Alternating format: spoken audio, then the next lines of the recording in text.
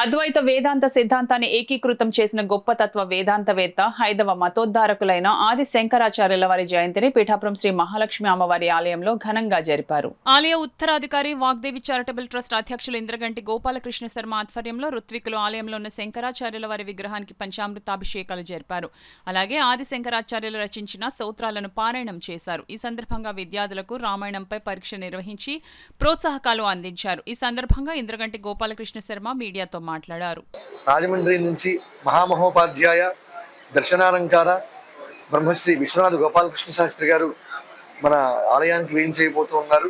సాయంకాలం వారు 6 గంటల నుంచి ఉపన్యసిస్తారు. అలాగే వారి సత్కారం కూడా ఉంటుంది. అయిన తర్వాత బిరుదావళి అన్నిటితోటి సమాప్తం అవుతుంది. వాటితోటి ప్రత్యేకించి శంకర జయంతిగా పురస్కరించుకుని గత సంవత్సరంగా మనం చేస్తున్నది ఏంటి అంటే, గత సంవత్సరం శంకర జయంతి నాడు ఆదిశంకర భగవత్పాదుల వారి చరిత్రని కొన్ని ప్రశ్నలుగా తయారు చేసి 5వ తరగతి నుంచి ఇంటర్మీడియట్ వరకు విద్యార్థులందరికీ ఒక క్విజ్ కింద పెట్టి వాళ్ళకి ప్రథమ ద్వితీయ తృతీయ శ్రేణి అని ప్రథమ శ్రేణికి 3000, ద్వితీయ శ్రేణికి 2000, తృతీయ శ్రేణికి 1000 వాళ్ళ ప్రోత్సహిస్తూ వాళ్ళకి పారితోషికాన్ని ఇస్తూ అలా తృతీయ ద్వితీయ ప్రథమ బహుమతులుగా ఏర్పాటు చేయడం జరిగింది. ఇది గత సంవత్సరం.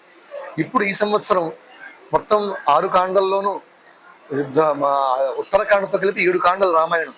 మొదటి కాండ ఈ సంవత్సరం అయోధ్యకాండం తీసుకోవడం జరిగింది, బాలకాండం తీసుకోవడం జరిగింది. ఈ కాండ అంతా కూడా వాళ్ళకి మెటీరియల్గా ఇచ్చాం. వారు చదువుకుని వచ్చి ఉన్నారు. ఇప్పుడు పరీక్షలు వాళ్ళకి 100 ప్రశ్నలు తయారు చేసాం. 100 ప్రశ్నలు 100 సమాధానాలు వాళ్ళు రాయాలి. అందులో ప్రథమ శ్రేణి వచ్చిన వాళ్ళకి 5000, ద్వితీయ శ్రేణి వచ్చిన వాళ్ళకి 3000, తృతీయ శ్రేణి వాళ్ళకి 2000 పారితోషికం ఇంకా పెంచి పిల్లల్లో ఆ ఉత్సుకత పెరిగేలాగా కేవలం బిట్స్ ఇవ్వకుండా ఒక కాండ అంతా వాళ్ళకి చదివించాలనే ఉద్దేశంతో మేము ఈ కార్యక్రమం చేస్తున్నాం. తద్వారా ప్రతి సంవత్సరం ఒక్కొక్క కాండ చొప్పున చూసుకున్న 6 ఏళ్లలో ఈ పిల్లలకి రామాయణం మొత్తం కర్తలామలకం అయిపోతుంది. ఎక్కడ ఏ ప్రశ్న అడిగినా చెప్పగలిగేటటువంటి శక్తి వస్తుంది వారికి. వారిని అలా తయారు చేయాలనే ఉద్దేశంతో ఈ కార్యక్రమాన్ని నిర్వహిస్తున్నాం. ఇది ఇప్పుడు ప్రారంభం కాబోతుంది కాసేపట్లో. శుభం భూయాత్.